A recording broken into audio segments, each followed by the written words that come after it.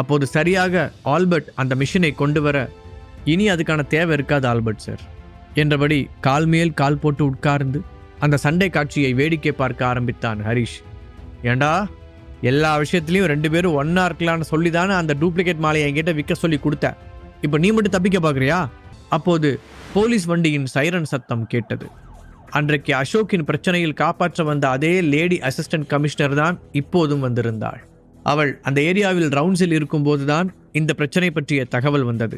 அதனால் தானே நேரடியாக பார்க்கிறேன் என்று அவளே இங்கு வந்திருந்தாள். ஹரிஷை பார்த்ததும் அந்த அசிஸ்டன்ட் கமிஷனருடைய புருவங்கள் உயர்ந்தது. ஹரிஷ், நீங்களா? நீங்க எப்படிங்க என்று ஆச்சரியமாக கேட்டவளை பார்த்தவன் ஒரே செகண்டில் அவளை அடையாளம் கண்டு கொண்டான். இது எனக்கு தெரிஞ்சவங்களோட ஷாப் தான். உங்களை திரும்பவும் இங்கே மீட் பண்ணுவேன்னு நான் எதிர்பார்க்கவே இல்லை என்று சிரித்தபடி சொன்ன ஹரிஷை அங்கிருந்த பல கண்கள் பொறாமையாக பார்த்தது. ஏனென்றால் அந்த அசிஸ்டன்ட் கமிஷனர் இளமையாக அதே சமயம் கம்பீரமாக இருந்தாள். செகண்ட் அட்டம்ப்டிலேயே IPS பாஸ் செய்திருந்த அவள் சிறு வயதிலேயே இந்த போஸ்டிங்கிற்கு வந்திருந்தாள். அவள் ஹரிஷை பார்த்து ஆச்சரியப்பட்டது. அவனை மரியாதையாக நடத்தியதை கண்டவர்கள் இப்போது ஹரிஷை இன்னும் பிரமிப்புடன் பார்த்தனர். அவன் யாராக இருக்கும் என்று யோசிக்கவும் தொடங்கினார்கள். சஸ்பெக்ட்ஸ் எங்க? ACP இப்போதும் ஹரிஷிடம்தான் கேட்டாள். இதோ மும்முரமாக ஃபைட் பண்ணிட்டு இருக்காங்களே, இவங்க 2 பேரும் தான் என ஹரிஷ் கை காட்ட, அப்போதுதான் அவ்வளவு நேரமும் சண்டை கட்டுவதிலேயே மும்முரமாக இருந்த 2 பேரும் போலீஸ் வந்ததையே கவனித்தனர். அடுத்த செகண்ட் அவர்களின் முகமும் பீதியடைய அதிர்ச்சியுடன் ஒருவரை ஒருவர் பார்த்து கொண்டனர். மேடம், இவன் சொல்றதை நம்பாதீங்க. நான் இங்கே திங்ஸ் வாங்க தான் வந்தேன். இவங்கள மாதிரி நானும் அவங்கிட்ட இருந்து ஏமாறாமல் தப்பிச்சவன் தான். வேகமாக முதல் ஆளை தள்ளிவிட்டு இன்னொருவன் எழுந்து நிற்க, டேய், இன்னுமா இந்த உலகம் உன்னை நம்புன்னு நினைக்கிற என்றான் ஹரிஷ்.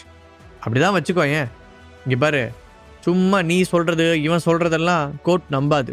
நான் இவனோட பார்ட்னர்னு நிரூபிக்க உங்ககிட்ட ஏதாவது ஆதாரம் இருக்கா என அவன் திமிராக கேட்க, இப்போது எல்லோரும் ஹரிஷைத்தான் முக்கியமாக பார்த்தனர். அவன் சொல்வதும் சரிதான். முத்துமாலையை அது போலி என்று அதை கொண்டு வந்தவனே ஒத்துக்கொண்டான். இல்லாவிட்டாலும் மிஷின் மூலம் நிரூபித்து விடலாம். ஆனால் இப்போது அந்த 2வது ஆளுக்கும் அதில் பங்கிருக்கிறது என்பதை ஹரிஷ் எப்படி நிரூபிக்கப் போகிறான் என்ற ஆர்வம் அவர்களுடைய முகத்தில் தெரிந்தது. ஓ, நீ அப்படி வரியா? அவ்வளோ இன்டெலிஜென்டாடா நீ என்ற ஹரிஷ் சேரில் இருந்து எழுந்து அவனை நெருங்கி வந்தான். பின்பு சட்டென்று யாருமே எதிர்பார்க்காத ஒரு காரியத்தை செய்தான். எதிரே திமிராக நின்று கொண்டிருந்தவனின் கழுத்தில் கை வைத்து நகராமல் அழுத்தி பிடித்தவன் அவனுடைய முகத்தில் இருந்த தோலை பிடித்து இழுத்தான். அவனுடைய முகம் ஹரிஷின் கையோடு வந்துவிட்டதை பார்த்து அங்கிருந்தவர்கள் அதிர்ச்சியில் கத்தினார்கள். ஆம், அது ஒரு ஆர்டிஃபிஷியல் ஸ்கின் மாஸ்க். அழகான தோற்றத்தை காண்பித்த அந்த முகமுடிக்குள் இருந்த முகம் ரொம்ப கொடூரமாக இருந்தது. அப்படின்னா இது நீதானா? அவ்வளவு நேரம் அமைதியாக நடப்பதை பார்த்து கொண்டிருந்த ACP பாய்ந்து வந்து அவனுடைய சட்டையை பிடித்தாள். இவன் உங்களுக்கு முன்னாடியே தெரியுமா? இப்போது ஹரிஷே அவளை ஆச்சரியத்துடன் கேட்டான். நல்லா தெரியும். நாங்களே இவனை ரொம்ப நாளாக தேடிக்கிட்டு தான் இருக்கோம். 6 மாதத்துக்கு முன்னாடி அம்பத்தூரில் ஒரு பணக்காரர் வீட்டில் நகை பணம்னு திருடிட்டு தடுக்க வந்தவரை கொலை வேற செஞ்சுட்டான். எதேச்சியே கிடைச்ச ஃபிங்கர் பிரிண்ட்டை வச்சு அது இவன் தான் ஐடென்டிஃபை பண்ணிட்டோம். பட் எங்கே தேடியும் எங்களால் இவனை கண்டுபிடிக்கவே முடியல. இவ்வளோ நாளாக எங்களுக்கு பெரிய தலைவலியாக இருந்த கேஸ் அது. அதையும் சேர்த்து சால்வ் பண்ணி கொடுத்ததுக்கு ரொம்ப தேங்க்ஸ் என அந்த ACP மனதார நன்றி கூறினாள். அந்த கேஸில் இவன் மட்டும்தான் சம்மந்தப்பட்டிருக்கானா? ஹரிஷ் யோசனையோடு கேட்கவும் அவனை புரியாமல் பார்த்த AC, இல்லை, இன்னொரு ஆளும் இருக்கான். ஆனால் அவரோட முகத்தை எங்களால் இன்னும் ஐடென்டிஃபை பண்ண முடியல. இப்போதைக்கு எங்ககிட்ட அந்த கத்தியில் இருந்த ஃபிங்கர் பிரிண்ட் மட்டும்தான் இருக்குது. பரவாயில்ல, இவனை பிடிச்சிட்டோம்ல, இவனை வச்சு கூடிய சீக்கிரம் அவனையும் கண்டுபிடிச்சிருவான் என்று அவள் உறுதியாக சொல்ல ஹரிஷ் அவளை பார்த்து புன்னகைத்தான். நீங்கள் அவ்வளோலாம் கஷ்டப்பட வேண்டாம் ஆஃபீஸர் மேடம் என சொன்னவன் போலீஸின் பிடியில் இருந்த இன்னொருவனின் முகத்தையும் பிடித்து இழுத்தான். ஆர்டிஃபிஷியல் தோளால் ஆன அந்த முகமுடி பார்க்க அப்படியே ரியலான முகம் போலவே இருந்தது. இவனுக்கு ஸ்பெஷாலிட்டியே டூப்ளிகேட்டை ஒரிஜினல் மாதிரியே ரெடி பண்ணுறது தான் போல. உண்மையிலேயே இவனுங்களுக்கு நல்ல டேலண்ட் இருக்குது. பட் தப்பான பாதையை தேர்ந்தெடுத்துட்டானுங்க. அப்போ அதுக்கான பனிஷ்மெண்ட் அனுபவிச்சு தானே ஆகணும். ஹரிஷ் சொல்லிவிட்டு அந்த திருடனின் தோளில் தட்டி கொடுத்தான். இப்போது சுற்றி நின்ற அனைவருமே வாயடைத்து போய்விட்டனர். ஹரிஷை அவர்கள் பார்த்த பார்வையே மொத்தமாக மாறியிருந்தது. அவன் ஒரு ஜீனியஸ் என்பதை அந்த நிமிடமே அவர்கள் புரிந்து கொண்டனர். ஹரிஷ், நீங்கள் எனக்கு 2 கிரிமினல்ஸை பிடிக்கிறதுக்கு ஹெல்ப் பண்ணியிருக்கீங்க. Really you are amazing. இது சம்மந்தமாக ஏதாவது ஸ்பெஷல் ட்ரைனிங் எடுத்திருக்கீங்களா என்ன? அந்த அசிஸ்டன்ட் கமிஷனர் கண்கள் விரிய கேட்டாள். அப்படிலாம் ஒன்றும் இல்லை. கொஞ்சமாக என் மூளையை யூஸ் பண்ணேன், அவ்வளோதான். ஹரிஷ் சிரித்து கொண்டே சொல்ல, அப்புறம் எப்படி ஹரிஷ் இவனுங்க ஃப்ராடர் கண்டுபிடிச்சிங்க? ஏன்னா எனக்கே இவனுங்க முகத்தை பார்த்து எதுவுமே வித்தியாசமாக தோணலையே, நீங்கள் மட்டும் எப்படி கண்டுபிடிச்சிங்க?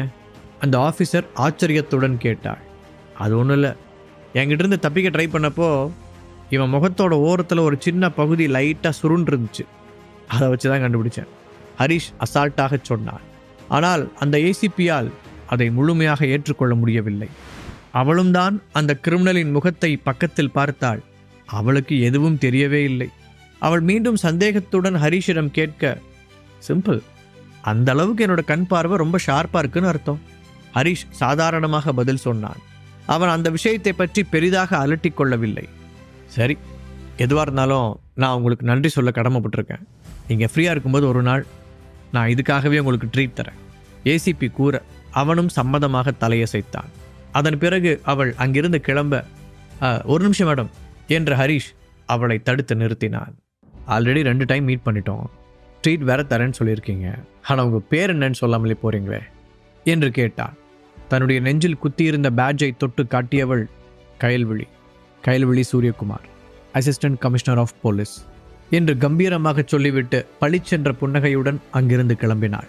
இப்போது ஹரிஷின் பக்கத்தில் வந்த அக்ஷரா, ஹரிஷ், நீங்கள் மட்டும் இல்லைனா இன்னைக்கு நான் முட்டாள்தனமாக ஏமாந்து போயிருப்பேன், அதோட என் கடையோட நேமும் ஸ்பாயிலாக இருக்கும். அப்படி நடக்காமல் காப்பாற்றினதுக்கு உங்களுக்கு தான் நான் தேங்க்ஸ் சொல்லணும் என்றாள். இதுக்கெல்லாம் எதுக்கு தேங்க்ஸ்? உண்மையிலே எனக்கு இது ரொம்ப இன்ட்ரெஸ்டிங்காக தான் இருந்துச்சு, ஸோ டோன்ட் வரி, ஹரிஷ் சாதாரணமாக சொல்ல, எதையோ கேட்க வந்த அக்ஷரா ஒரு நிமிடம் தயங்கினாள். அதை கவனித்த ஹரிஷ் கேள்வியாய் புருவங்களை உயர்த்த, அது அந்த முத்துக்களை பற்றி நீங்கள் சொல்லும்போது அதில் ஒரு ப்ரொஃபஷ்னல் டச் இருந்துச்சு. நீங்கள் இந்த ஆன்டிக் ஃபீல்டில் ஏதாவது ப்ராப்பராக ட்ரைனிங் எடுத்திருக்கீங்களா என்ன? அக்ஷரா ஆர்வத்துடன் கேட்டாள். ஒரு செகண்ட் யோசித்த ஹரிஷ், ஒரு சீனியர் ப்ரொஃபஸர் எனக்கு இதில் இன்ட்ரெஸ்ட் இருக்கிறத கவனித்து அவருக்கு தெரிஞ்ச நிறைய விஷயங்களை கற்றுக் கொடுத்தாரு என்று பாதி உண்மையை மட்டும் சொன்னான். அதை கேட்டதும் உற்சாகமான அக்ஷரா, அப்படியா? அப்படின்னா இன்னும் அவர் கூட உங்களுக்கு காண்டாக்ட் இருக்கா? முடிஞ்சா அவரோட அட்ரஸை தர முடியுமா என்று கேட்டாள். ஒரே பார்வையில் எப்படி அவன் டூப்ளிகேட்டை கண்டுபிடித்தான் என்பது இன்னமும் கூட அவளுக்கு ஆச்சரியமாகத்தான் இருந்தது. அக்ஷரா சொன்னால் அது சரியாக தான் இருக்கும் என்று இந்த துறையில் பெயர் பெற்ற அவளை விடவும் அவனுடைய திறன் ரொம்பவே நுணுக்கமாக இருந்தது. அதனால் அவனுடைய குரு இன்னும் ஜீனியஸாக இருக்க வேண்டும் என்று அவள் நினைத்தாள். சாரி அக்ஷரா, நான் அவரை பார்த்தே ரொம்ப நாள் இல்லை ரொம்ப வருஷங்களே ஆயிடுச்சு. எதையோ நினைத்து பெருமூச்சு விட்டபடி ஹரிஷ் சொல்ல அக்ஷராவின் முகத்தில் ஏமாற்றம் தெரிந்தது. ஓகே, பட் நான் உங்ககிட்ட இன்னொரு ஹெல்ப் கேட்கலாமா என்றவள், Akshara fine jewellery and antics ஷாப்புக்கு கன்சல்டன்ட் ஸ்பெஷலிஸ்டாக உங்களை அப்பாயிண்ட் பண்ணணும்னு நினைக்கிறேன் என்று ஒரு வழியாக மனதில் இருந்ததை கேட்டுவிட்டாள். எங்கே அவன் மறுத்து விடுவானோ என பயந்தவள், அதுக்காக நீங்கள் டெய்லியும் இங்கே வேலைக்கு வர தேவையில்லை, எனக்கு ஹெல்ப் தேவைப்படும் போது நான் உங்களை கூப்பிட்றேன், அப்போ வந்தால் போதும். இதுக்காக உங்களுக்கு மந்த்லி 50,000 வரைக்கும் என்னால் சேலரி தர முடியும், அது ஓகேவா இருக்குமா என்று அவசரமாக எக்ஸ்பிளைன் செய்துவிட்டு அவனுடைய முகத்தையே ஆர்வமாக பார்த்தாள். அவள் கூறிய சேலரி ஹரிஷுக்கு இப்போது ஒரு விஷயமே இல்லை என்றாலும் அவன் 2 விஷயங்களை யோசித்து அந்த வேலையை ஏற்றுக்கொள்ளலாம் என்று தீர்மானித்தான். முதல் விஷயம், எப்படி இருந்தாலும் இது அவனுக்கு பிடித்த வேலை. அண்ட் செகண்ட் திங், எப்போதாவது சந்தனா அவனிடம் என்ன வேலை பார்க்கிறான் என்று கேட்டால் சட்டென்று இதை காட்டிவிடலாம். ஒரே கல்லில் 2 மாங்கா, இது கூட நல்ல ஐடியாவாக இருக்கே என்று நினைத்தவன், ஒர்க்கில் ஃப்ரீடமும் கொடுத்து போனஸாக சேலரியும் தரேன்னு சொல்கிறீங்க, யாராவது இப்படி ஒரு ஆஃபரை வேணான்னு சொல்லுவாங்களா? ஸோ இதை நான் அக்செப்ட் பண்ணிக்கிறேன் என்று சிரித்து கொண்டே கூறினான். அதை கேட்டதும் அக்ஷராவிற்கு ரொம்ப சந்தோஷமாகிவிட திரும்ப அவனுக்கு நன்றி கூறினாள். ஓகே அக்ஷரா, நான் ரொம்ப டைம் ஆகிடுச்சு, அப்புறம் பார்க்கலாம், ஏதாவது தேவைன்னா கால் பண்ணுங்கள் என்றபடி கிளம்பியவன் எதையோ நினைத்தது போல ஒரு நிமிடம் நின்றான். அவன் தயங்கி நிற்பதை பார்த்த அக்ஷரா, என்னாச்சு ஹரிஷ், ஏதாவது மறந்துட்டீங்களா? நீங்கள் கொண்டு வந்த பேங்கிள்ஸை நான் ஆல்ரெடி கொடுத்துட்டேனே என்றாள். அதில் நான் ரொம்ப வருஷம் கழித்து ஒரு வேலையில் ஜாயின் பண்ணியிருக்கேன், ஸோ எனக்கு சேலரியில் அட்வான்ஸ் மாதிரி ஏதாவது அமௌண்ட் தர முடியுமா என கேட்டான். அதை கேட்டவுடன் அக்ஷராவின் முகத்தில் ஒரு ஆச்சரியம் தெரிந்தது.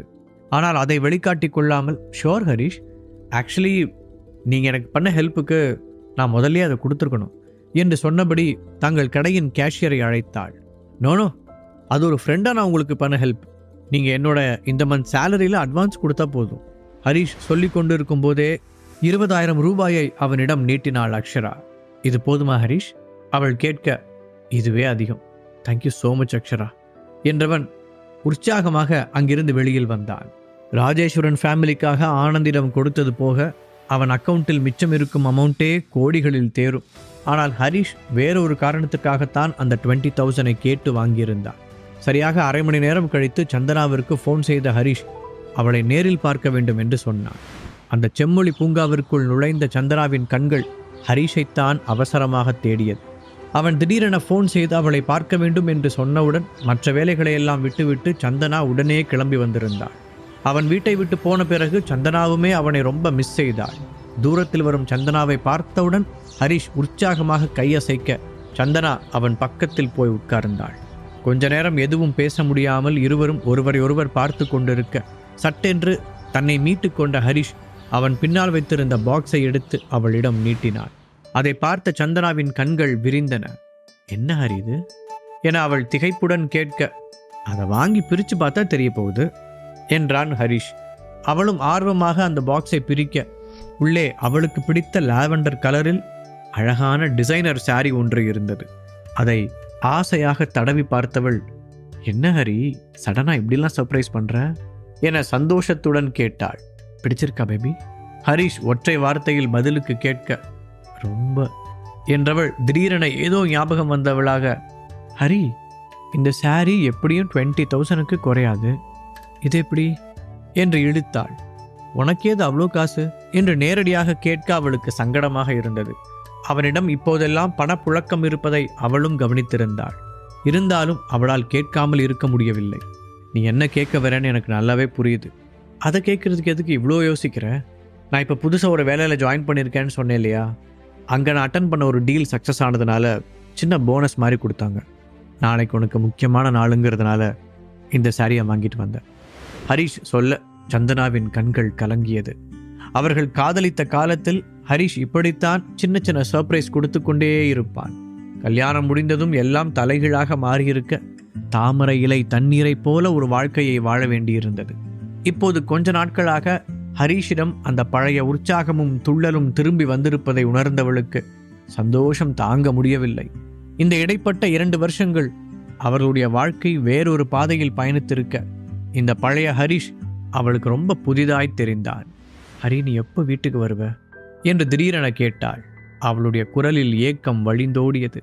அவர்களுக்குள் எத்தனையோ மனஸ்தாபங்கள் வந்தபோதும் கல்யாணம் முடிந்த இந்த 2 வருடங்களில் ஹரிஷ் ஒரு நாள் கூட அவளை விட்டு பிரிந்து வெளியே தங்கியதே இல்லை. தன் பழைய நண்பர்களை சந்தித்த அன்றுதான் முதலாக வீட்டிற்கு வராமல் இருந்தான். பாக்கெட் எஃப்எம் ஆப்பை டவுன்லோட் பண்ணி கிங் ஆடியோ சீரீஸை கேட்க ஸ்டார்ட் பண்ணுங்க.